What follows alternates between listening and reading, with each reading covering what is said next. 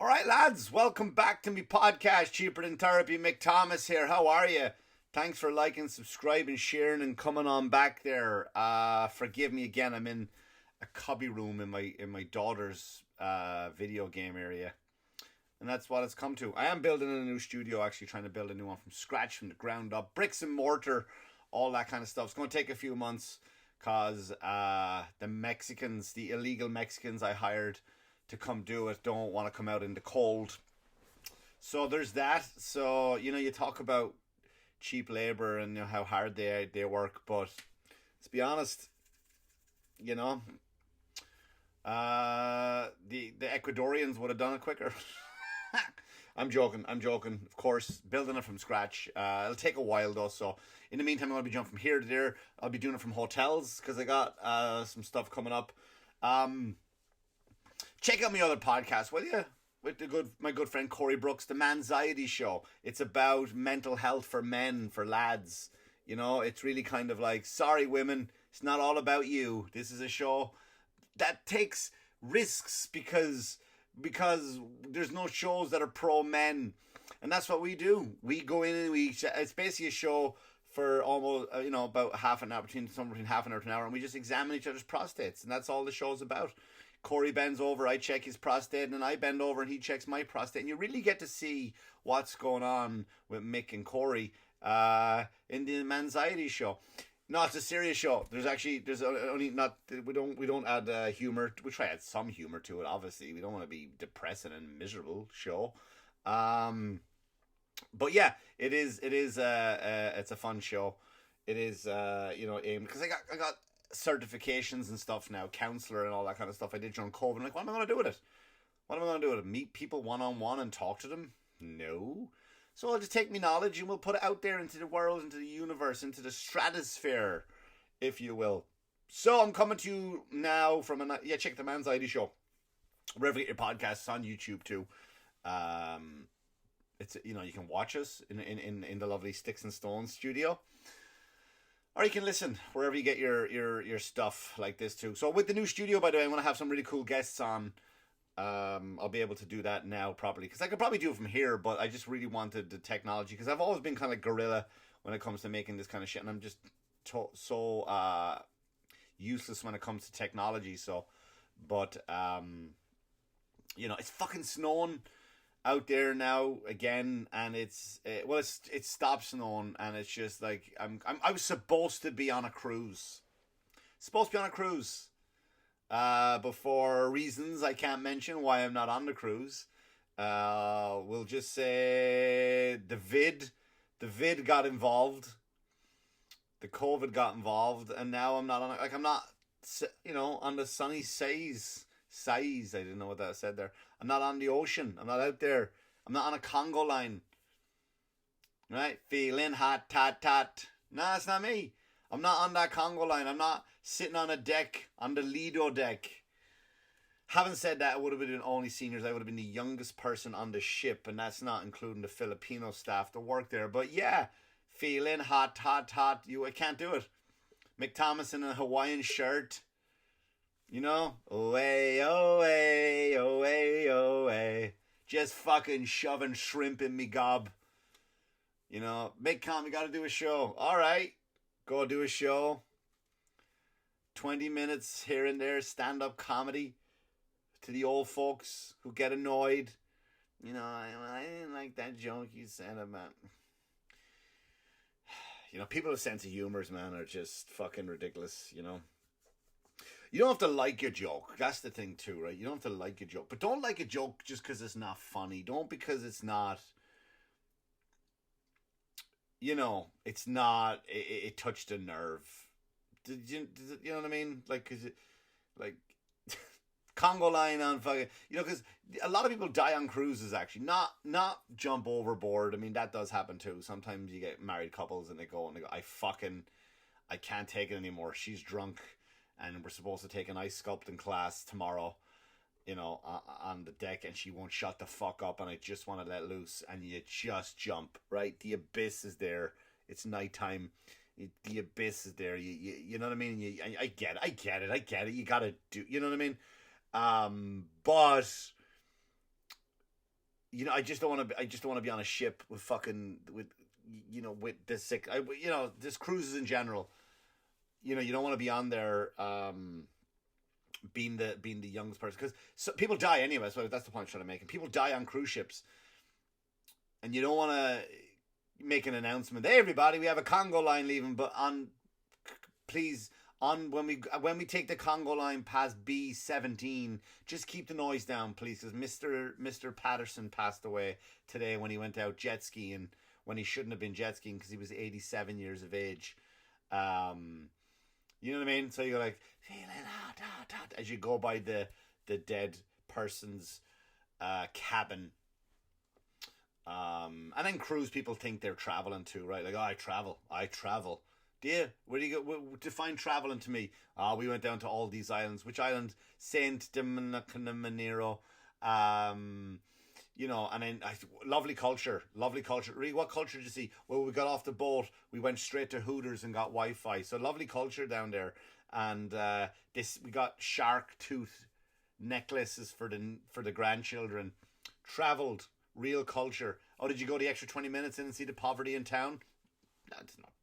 What are you talking about poverty? Everyone was singing and dancing and braiding women's hair and that kind of stuff. It was fucking great. It was. I saw no poverty there. No, you didn't. No, okay, you didn't see the children being sold into sexual slavery. But that's okay. That's fine. That's fine. You know what I mean? Just fucking the people that go on. Just the flip-flops. Supposed to be on a cruise this week. Out there fucking shoveling I was. Shoveling. Fucking made the kids go out and shovel, right? I made them go out and shovel. Go on out and shovel now. Why? Because I have to do it, you have to do it. And they're not helping. They're not going to help. The kids, when they're shoveling their driveway, they're not helping. Right? I got a driveway. I park in the driveway. The missus parks on the street. That's where it fucking should be, right, lads? Right? Fuck that. We'll take the driveway. No. The driveway is under trees, and she doesn't like bird shit on the car. That's the only reason why. So she likes to park out on the street side of it, the street side of the house. So the kids will go out, and I go, I'm going to shovel at the driveway here, and then clear off the motorcycle, all that kind of stuff too, and then you create a space over there for your ma. Now I knew enough they weren't going to do it, but I just wanted them out of the fucking house, just. Like one would shovel snow off that way, and then the other one would shovel it into where the other person just did, and then the other one would shovel it back out into the street again. But then the snowplow would come up and just move it all back in, and the fucking two idiots wouldn't get it. They wouldn't understand that fucking he's shoveling into her space, she's shoveling it out into the streets, the snowplow is moving it back into her space, he's moving it back in, and nothing's getting done, but I'm laughing my arse off. I'm over in the corner just shoveling. On back day, by the way. Went to the gym too. On back day. Don't care. And that's the weird thing too. Like, I got this one fucking neighbor too. See, does anyone have that neighbor? Do you know what I'm talking about? The neighbor that just won't shut the fuck up. Do you know what I mean? The guy, everywhere you go, he's there. Fucking hell. Like, I just want to go. You know what I mean? I left something in my car and I had to go out and get it. Hey! You know what I mean? I'm moving to Florida next year. Every fucking time it snows. I'm moving to Florida. But when I tell you about the cunt, right? This is what he used to get every time. He's like, I'm moving to Florida. Or when it's in the summertime. Hot one today? Is it? Is it a hot one today? I didn't know. I honestly didn't know that. Like, you see me wiping the fucking sweat off my brow? Ron, of course I fucking know. I know it's a hot one today. You walk outside and it's raining. Might rain today. Fuck off, Ron. Fuck off. You go get your mail. You bring out your garbage. Do you know what I mean? You might as well throw everything out. It's all garbage at the end of the day, right? Am I right? Fuck. That's... Like, and again, I know I'm the arsehole in this, because he's been polite. He's been nice. But here's why I don't like Ron. Here's why I don't like him. All day, every day, he's got something to say. He won't leave you alone. You're in a bad mood. You come home. Oh, you were out late last night? You gonna put me in your skits? It's that guy. You were gone early this morning. It's all day long, every day with Ron. Yesterday I'm outside shoveling. What happens? Ron's across the street, brand new fucking snowblower. Shiny, Brand new, straight off the fucking market from Home Depot or PC Richards or wherever the fuck you got it. Brand new, shiny fucking snowblower. What's Ron doing? Fucking head down. Head down with the snowblower. Doesn't look up once. Oh, today, Ron, you decide to not make eye contact? What do you think I was going to say? Hey, can I fucking borrow your snowblower? Or come over and fucking maybe show it off for 8 foot to clear out my car? The one fucking time. And now all of a sudden he can't look up. No, now you can't look up. You know what, Ron? When your fucking house catches on fire, that's it. I'm not helping you. That's it. I'm not helping you. I'm not running across the street. That's it. I'm gonna stand there and I'm gonna watch your house burn. I'm just gonna laugh. That's what I'm gonna do. I'm just gonna laugh. Help! My wife and kids are inside. What are you doing out here then, Ron? Maybe you should be in there helping them. You know? You're so fucking helpful. Why are you letting your family burn, Ron? That's ridiculous. Can you help me? I would. But, you know, it's too hot in there, isn't it, Ron? Oh, hot enough for you? Yeah. So, yeah, that was it. That was the snow. I was at the comic strip and I drove home in the snow. That was, that was frightening because I thought, great crowds, great audiences, really great. Thanks for all those who came out. I'll be down to Borgata next week in Atlantic City. Just throw that out there, by the way. But driving home and, I swapped with a comic so I could get up early and get out early. And then when I was driving home, it was just like, because you hear of people abandoning their cars in the snow, and I was getting to the point where I was like, I couldn't see road anymore. And there was plenty of cars on the road, and it was just coming down pretty heavy. And it was like, I'm never going to get home. I'm going to sleep in my car again. No strangers to sleeping in the car, is Mick Thomas. But you're just waltzing up the road, the car spinning and that kind of shit. It was dangerous. So wherever you are in the world, I hope you weren't affected by the snow. So I've been listening to a lot of podcasts, and it's funny. Joe Rogan, the Joe Rogan podcast. Neil Young, I don't know if you're aware of this. You probably are. I actually became public news now, where Neil Young threatened. He did it, or he threatened to do it.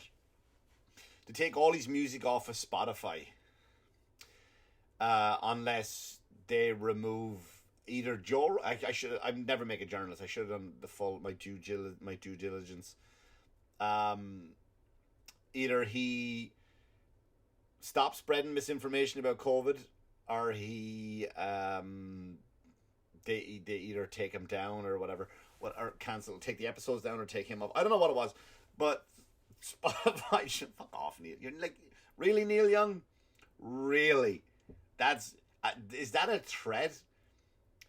First of all, anybody that listens to Neil Young doesn't have, and I like Neil Young, don't get me wrong. I have his CDs. You understand the point I'm trying to make? I'd fucking had CDs. If you don't have, like, if you're not into Neil Young by now, you're not getting into Neil Young. Do you know what I mean? His fans are already late 40s. If you're younger than 40, you don't like Neil Young. You just don't. If you're younger than 40, you either have his shit already, or you know what I mean? You're not like, you're not getting new fans from Spotify, Neil. You're not. People that listen to your music don't probably listen to fucking Spotify and things like that. They're just of a different generation. The grandkids install Spotify on your phone, and you don't know what it is. So Neil Young, for you to say, like, I'm going to take my music down, you're not, like, that is an idle threat. It's an empty promise. It doesn't matter. Nobody gives a shit, Neil Young. You can threaten all you like. I saw a funny joke the other day. Someone put it up that said Nickelback threatened to put their music on Spotify if Joe Rogan doesn't. You know what I mean? Like, that's funny. That's a legit threat. I'm not against Nickelback. That's a weird one too. Like Nickelback, how they became like a whipping post. Like, when did that happen? That Nickelback became a whipping post for bad music. I've heard a few of their songs. I don't mind it. You know who I never liked when I moved here to this country. I never understood the obsession in this country, the obsession in this country, if there's ever a band that's overrated, in my humbled opinion, by the way, a band that's overrated is Hootie and the Blowfish. What drivel, and everyone fucking loves them. What are you fucking singing? Hootie, everyone loves Hootie and the Blowfish. I went on a road with Rooney, Dan Barry, and Dennis Rooney, which all three of us, by the way, are up in Poughkeepsie. Laugh It Up in March. Laugh It Up Comedy Club, Poughkeepsie. You're going to get the Almost Irish podcast gang back together. Podcast isn't coming back together because the lads are cunts. But you're going to get all three of us together. Last time we went on a road together was in Connecticut. We did a private gig in Connecticut, the three of us. And Hootie and the Blowfish, Dan was driving his car, his music, his rules. So he put on Hootie and the Blowfish. And it's just... I don't... Do you know what I mean? I don't get it. And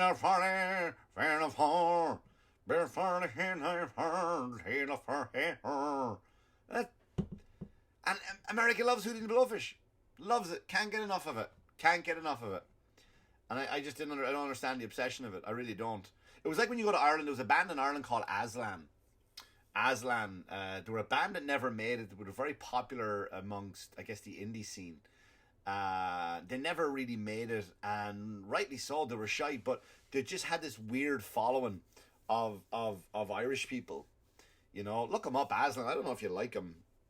Everyone loved them though for some reason. I never liked them. I just never got on. I never caught on to it. You know, I was like, you don't fucking like Aslan? What's wrong with you, boy? Like all the Dublin people. What you mean you don't like fucking Aslan? Aslan are fucking great, man. They're one of the greatest fucking bands out there. They're out there now and they're fucking killing it. They are. Some of the greatest artists you've ever heard of.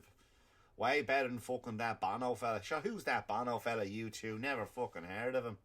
That's Dublin people, right? So Hootie and the Blowfish are like Ireland's Aslan, but anyway, so you know, and I just never understood the hate that Nickelback got. But Neil Young to turn around and say like, if these idle threats, you know what I mean, all these artists coming forward now, and there's a few more. I think there's another Joe. I don't want to say this is right, but I think I heard Joni Mitchell. I could be wrong, and I hope I'm wrong on that one. But it was a chick singer. Anyway. And they're trying to get also some of these artists are trying to come together like a reverse Live Aid. All these artists are getting together like a reverse Live Aid, and they're trying to get Rogan either taken off. I should have done more of a research. This is why I'll never be a journalist. But I know they have a problem with Rogan on Spotify, and Spotify, good for Spotify by just going fuck you. Rogan's got 400 million listeners.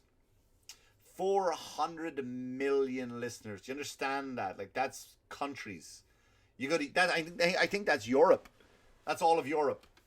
You know what I mean? And you're not competing with that. So first of all, like, I get Spotify are doing it from a business perspective, so don't act all noble, Spotify. By the way, check out my episode. This episode is on Spotify. Boom, hypocrite. But you know, but it is a business decision that Spotify are making, which is fucking great. But I love Spotify for standing up to these people. I love they did it too when they tried to get Rogan cancelled about when they were talking about they said Rogan made some transphobia comments and that kind of stuff. They wanted him cancelled too, and they went, no, fuck off, we're not doing it. And I think more companies need to do that.